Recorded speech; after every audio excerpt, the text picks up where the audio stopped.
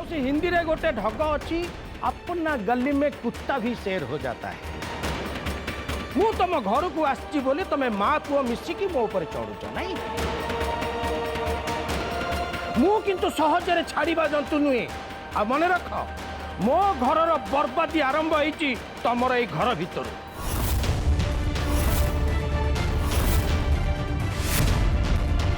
पचार गीता बाघर एत वर्ष हो गला आज पर्यंत दिनक से मो सहित स्त्री भाया रही पचार।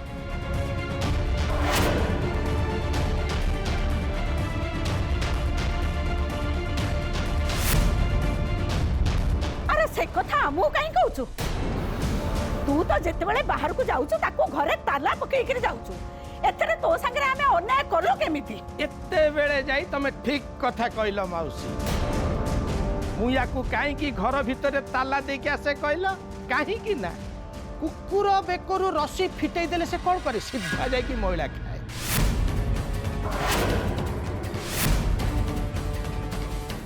आ मु जदि याकू ताला न पकई के आसीबी ये मो घर छाड़ी तम घरे आसिकी हाजर हो जीवो। हां देख मौसी मु कौन चाहूनी मो घर गोटे उत्तराधिकारी आसु बोली मु कौन चाहूनी मो घरे गोटे छुआ जन्म हो।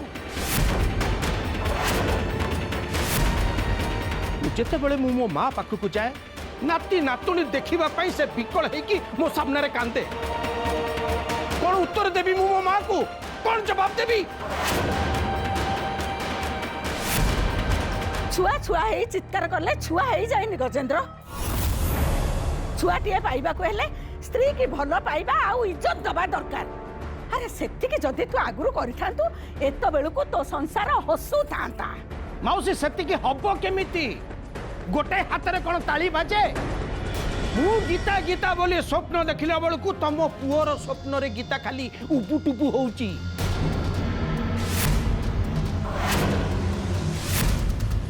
स्वामी सांगरे स्त्री को घर संसार करने को होता है मौसी पर पुरुष सांगरे नुहे।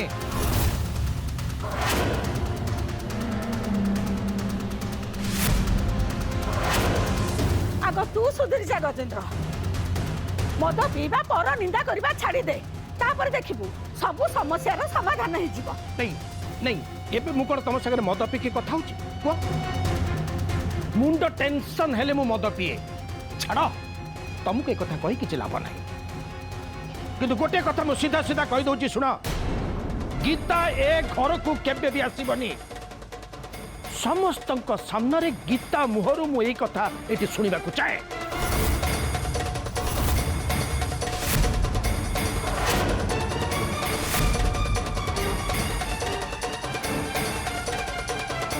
जे पर्यंत गीता समस्त सामने ए घर को आसबनी बोली शपथ न करिछि से पर्यंत मु ए घर पादे भी घुंचीबिनी।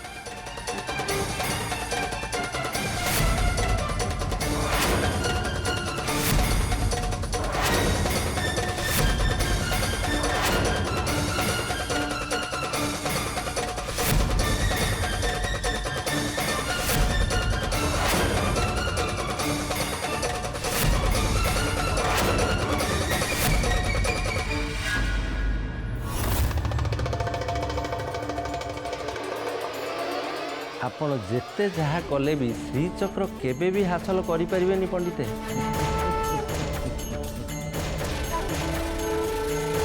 हीरार खଣି पाखे आसी छिड़ाला परे भी जदि के कहब आपण के हीरा खंड भी मिलबनी ताले से बड़ी लोक को मूर्ख छड़ा कौन कह जाय परिबो खड़ी रत्ने। निज नाभिरे कस्तूरी थाई मध्य बास्ना रे मोहित होई मृगता को जीवन सारा खोजी बुले सिना कस्तूरी किंतु ताकू मिली नथा।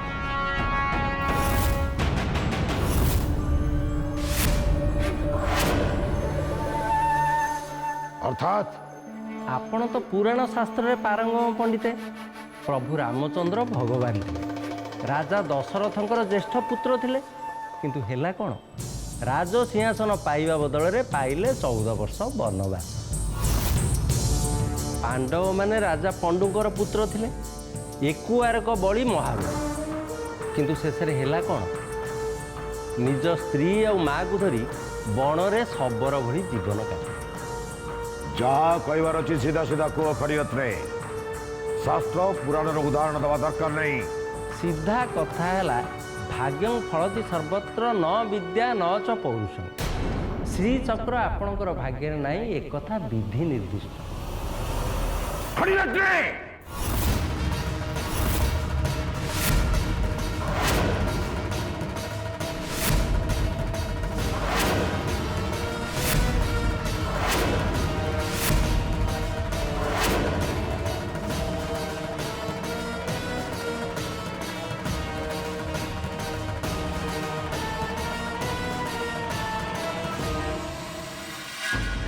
आज मत एक कथा कहले मु छाड़देली खड़ीरत्ने। जदि आग को केबे कह जे मत श्रीचक्र केबे भी मिलबनी बोली ताले मु तुमको जीवन रो मारी देबी। थरे कौन हजार थर एक कथा कहि पंडिते। आपण लुण खाऊची जेतेबेले आपण को केबे मिछ कहबिनी मु। आपण कौन भाबुचंती आपण एका श्रीचक्र पाइया को अपेक्षा कर रही छन।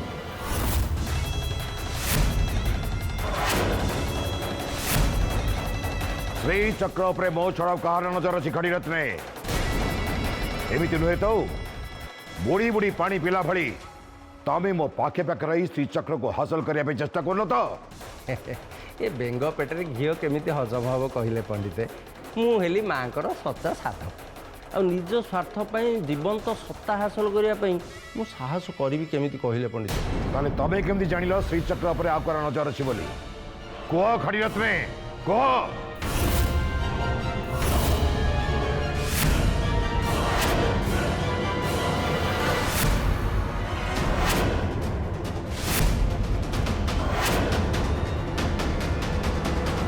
कौन हला खड़ीरत्ने चुप रहा कहीं कह। श्रीचक्र उपरे आउ कार नजर अच्छी ये कथा तमें जान केमती।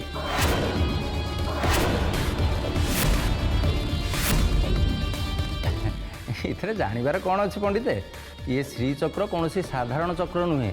अनेक बड़ बड़ युद्ध में मुक साक्षी होता श्रीकृष्ण हाथर सुदर्शन चक्र। ये दुष्ट संहार करी धर्मर स्थापना पाई भगवान हाथर अस्त्र सी। सृष्टिर उत्पत्ति ठू आरंभ करी विनाश पर्यंत जीवर सृष्टि ठू आरंभ करी महाप्रलय पर्यंत समस्त जुगर समस्त काल को नियंत्रण करुथिबा महाकाळंकर कालचक्र सी। एमिति चक्र तो आपण हाथ को केबे भी आसबनी पंडिते। कहीं जुगे जुगे श्रीचक्र हासिल करने जमी दुष्ट आत्मा मैंने जन्म नहीं ठीक सेमती श्रीचक्र सुरक्षा पाई वीर वीरंगना मैंने जन्म नहीं। अच्छा श्रीचक्र बाबद रे तबे कौन कौन सब जानिच कह खड़ीरत्ने कह। खास से श्रीचक्र सुरक्षा पाई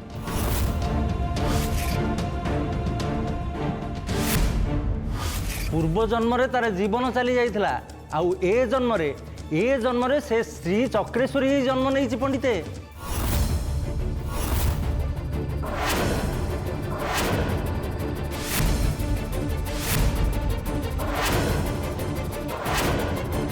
श्री चक्रेश्वरी तामने तमे देवी माँ कथा कहून तो। आपण एते पुराण शास्त्र पढ़ी शेष ये बुझिले पंडिते।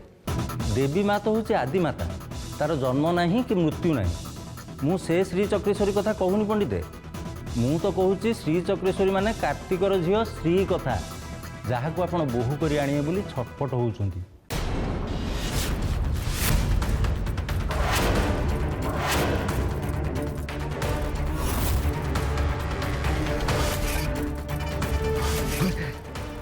तामने श्री ए जन्म रे श्रीचक्र सुरक्षाकारी भाव जन्म नहीं। हाँ आउ आपण ताकू निज घर को आनी श्रीचक्र हासिल करने चाहूँगी। ये असंभव पंडिते असंभव।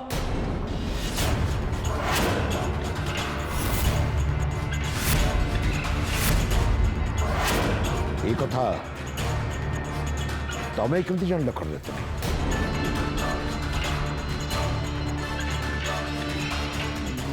ये मु कौन कली मु तो निजको नियंत्रण कर न पारी कथा कथा पंडित आगे गुमर कथा कहीदेली। एबे मु कौन करी। नाई नाई पाटू जी बाहरीगला କିନ୍ତୁ ଚକ୍ରଶାସ୍ତ୍ର ବହି ବାବଦରେ ମୁଁ ପଣ୍ଡିତଙ୍କ ଆଗରେ କିଛି ବି କହିବିନି, କାହିଁକିନା ମାଙ୍କଡ଼ ହାତରେ ଶାଳଗ୍ରାମ ଭଳି ଯଦି ପଣ୍ଡିତ ଏ କଥା ଜାଣିବେ ତାହେଲେ ତ ବହୁତ ବଡ଼ ଅନର୍ଥ ହେଇଯିବ। ଖଡ଼ିଆତ୍ରୀ ଚୁପ୍ ରହିଲ କାହିଁକି? ମୁଁ ଯାହା ପଚାରୁଛି ତାର ଉତ୍ତର ଦିଅ।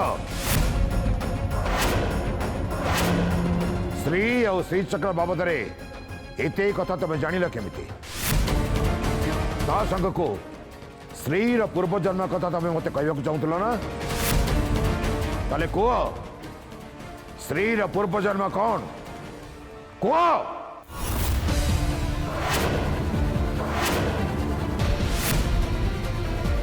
ମୁଁ ତ ମୋ ନିଜର ପୂର୍ବଜନ୍ମ ବିଷୟରେ ନିଜେ ହିଁ ଜାଣିନି, ତ ଶ୍ରୀର ପୂର୍ବଜନ୍ମ ବାବଦରେ କହିବାକୁ ମୁଁ କିଏ କହିଲେ? ମୁଁ ତ କେବଳ ଆପଣଙ୍କ ସାମ୍ନାରେ ମିଛ ହିଁ କହିଥିଲି। ଛାଡ଼ନ୍ତୁ ସେସବୁ କଥା। ଆପଣ ମୋତେ କହିଲେ ମୋ ସାଧନାର ତାଳପତ୍ର ପୋଥି ଆପଣ ମୋତେ କେବେ ଦେଉଛନ୍ତି? ସେସବୁ ତମକୁ ଖୁବ୍ ଶୀଘ୍ର ମିଳିଯିବ ଖଡ଼ିରତ୍ନେ, କିନ୍ତୁ କଥା ନ ବୁଲେଇ ତମେ ମତେ କୁହ। ପଣ୍ଡିତ ମୋତେ ଭାରି ଜୋରରେ ଭୋକ ହେଲାଣି। ଇଏ ପଣ୍ଡିତେଣି, ମା ଅନ୍ନପୂର୍ଣ୍ଣେ, କ'ଣ ଗୋଟେ ଜଲ୍ଦି ଖାଇବାକୁ ଦେଲ। ଏମିତି ଚକ୍ର ତ ଆପଣଙ୍କ ହାତକୁ କେବେ ବି ଆସିବନି ପଣ୍ଡିତ, କାହିଁକିନା ଯୁଗେ ଯୁଗେ ଶ୍ରୀଚକ୍ର ହାସଲ କରିବା ପାଇଁ ଯେମିତି ଦୁଷ୍ଟ ଆତ୍ମାମାନେ ଜନ୍ମ ନେଇଛନ୍ତି, ଠିକ୍ ସେମିତି ଶ୍ରୀଚକ୍ରର ସୁରକ୍ଷା ପାଇଁ ବୀର ବୀରଙ୍ଗନାମାନେ ମଧ୍ୟ ଜନ୍ମ ନେଇଛନ୍ତି। ଖାସ୍ ସେଇ ଶ୍ରୀଚକ୍ରର ସୁରକ୍ଷା ପାଇଁ ପୂର୍ବ ଜନ୍ମରେ ତାର ଜୀବନ ଚାଲି ଯାଇଥିଲା, ଆଉ ଏ ଜନ୍ମରେ ସେ ଶ୍ରୀଚକ୍ରେଶ୍ୱରୀ ହିଁ ଜନ୍ମ ନେଇଛି ପଣ୍ଡିତେ।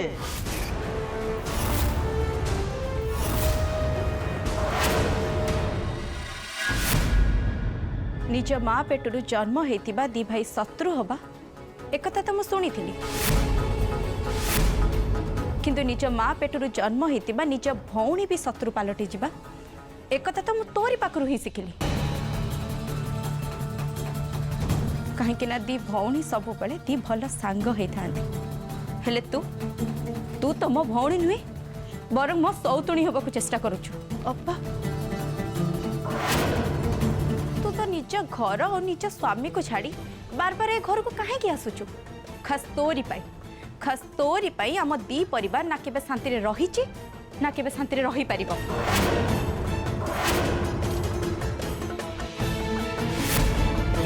मो कथा मान गीता तू तो निज घर कथा संभाल देखिबो सब ठीक हो जिवो। तमे माने समस्ते केवल मते ही दोष दे चलिच केबे मो मन कथा बुझिबा पे चेष्टा करछ एमिति गोटे लोक संगे मु कोन सुख रे रही परिबी अपा कौन कहलु मु एते खराब गीता स्वामी जहाँ भी हो से तो पाई देवता माउसी एते दिन पर गोटे पद कथा कहलु चुप कर गजेंद्र आग निज को सुधार गीता तू भी निज को सुधार दुहे दुहीकर विश्वासी हुआ तापर देखिबो तम संसार केमिति हसी उठिबो। मो संसार मो पे नरक हे सरची मौसी मो संसार हो केबे भी हसीबनी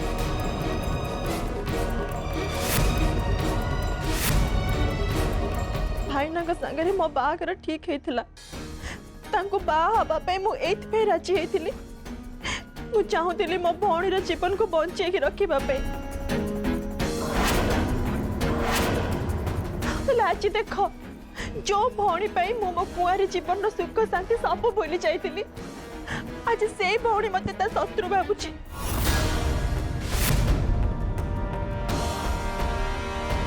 से सब पुराना कथा तो भूली जा गीता निज वर्तमान प्रति टिके ध्यान दे आ तो भविष्य कथा भाव।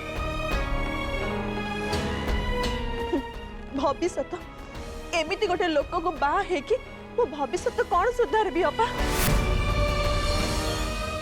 एमिति जीवन बंचिबा अपेक्षा तो आत्महत्या करदेबा बहुत भल। आत्महत्या आत्महत्या आत्महत्या कहीं तुम समस्त आत्महत्या पछरे पड़च आत्महत्या कौन सब समस्या समाधान हो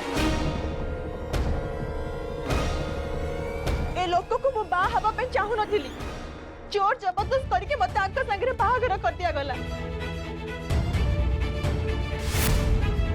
ता माने नुहे जे मो घर सजड़िया पे मु चेष्टा करिनी मो घर सजड़िया पे मु बहुत चेष्टा करछि हेले ए लोक सब बेले पर घर भांगिया पे चेष्टा कले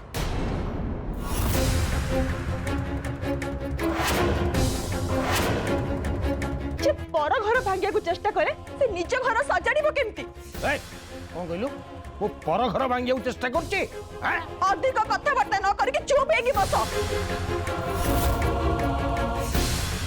बहुत चेष्टा कली ए लोक संगे मिले मिसी चलिया पई हेले ये सब बेले भाईना को कथा कहि कि मते संदेह कले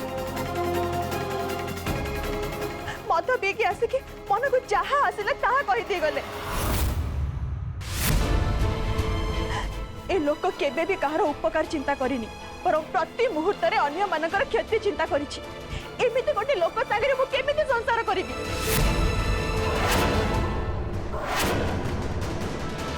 सेति पाई मु निष्पत्ति नै सारिछि बा हेछि जेते बेले आंक संगे मु गोटे घरे निश्चय रहिबी हेले स्वामी स्त्री रो संपर्क मु या संगे केबे भी रखिबिनी केबे भी नुहे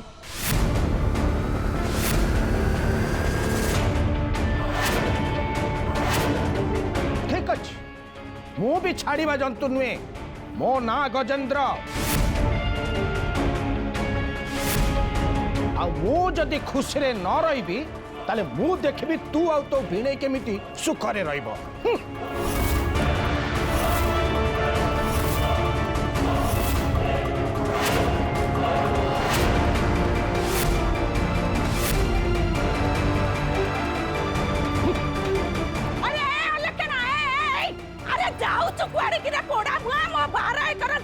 दलेली दाइगिरी जा ओ लेखना पोड़ा मुहा कुड़ा नर सत्यानाश हौ तोर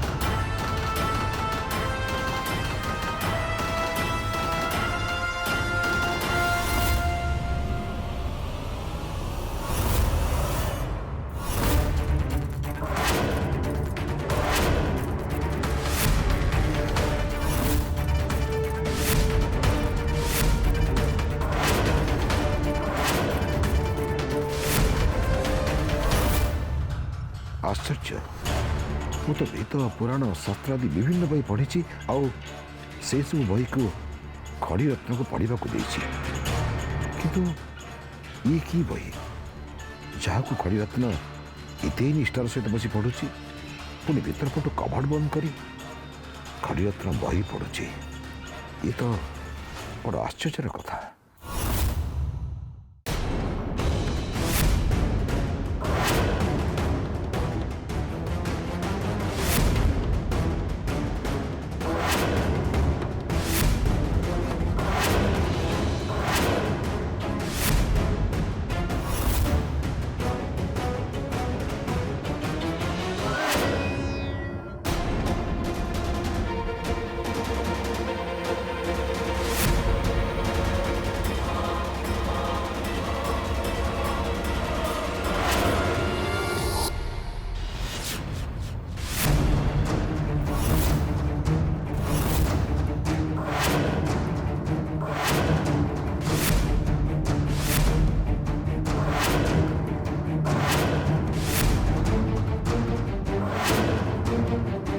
କଥା କ'ଣ ଖଡ଼ିରତ୍ନେ?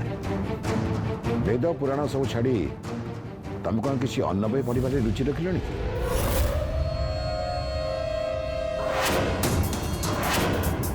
କ'ଣ ହେଲା ଖଡ଼ିରତ୍ନେ? ଚୁପ୍ ହେଇଗଲ ଯେ? କ'ଣ କିଛି ଗୋପନ ଶାସ୍ତ୍ର ଲାଗିଯାଇଛି ତମ ହାତରେ? ନାହିଁ ପଣ୍ଡିତ, ଗୋପନ ଶାସ୍ତ୍ର କୋଉଠୁ ଆସିବ? ମିଛ କୁହନି ଖଡ଼ିରତ୍ନେ। ତମେ ଏ ଘର ଭିତରେ ଭିତର ପଟୁ କବାଟ ବନ୍ଦ କରି ଗୋଟେ କ'ଣ ବହି ନିଷ୍ଠାର ସହିତ ପଢୁଥିଲ? ମୁଁ ମୋ ନିଜ ଆଖିରେ ଦେଖିଛି। ନାହିଁ ପଣ୍ଡିତ, ସେଇଟା କୌଣସି ଗୋପନୀୟ ଶାସ୍ତ୍ର ନୁହଁ। କଥା କ'ଣ କି ଆଜିକାଲି ଟିକେ ମୋର ପଢ଼ିବାର ଅଭ୍ୟାସଟା ବଢ଼ିଯାଇଛି ତ, ସେଇଥିପାଇଁ ରାସ୍ତାରେ ଗଲାବେଳେ ବି ଯୋଉଠୁ ଖଣ୍ଡେ କାଗଜ ପଡ଼ିଥାଏ ତାକୁ ବି ଗୋଟେଇକି ପଢ଼ିଦିଏ। ତେଣୁ ଆଚ୍ଛା, ତାହେଲେ କୋଉ ବହି ତମେ ପଢୁଥିଲ? ଚାଲ ଦେଖିବା। ନାହିଁ ପଣ୍ଡିତ, ସେଇଟା କିଛି ଗୋଟେ ଖାସ୍ ବହି ନୁହଁ, ସେଇଟା ଗୋଟେ ପିଲାଙ୍କ ଗପ ବହି। ପିଲାଙ୍କ ଗପ ବହି? ଆଜିକାଲି ତମ କଥାବାର୍ତ୍ତା ବଡ଼ ଅଜବ ଲାଗୁଛି ଖଡ଼ିରତ୍ନେ।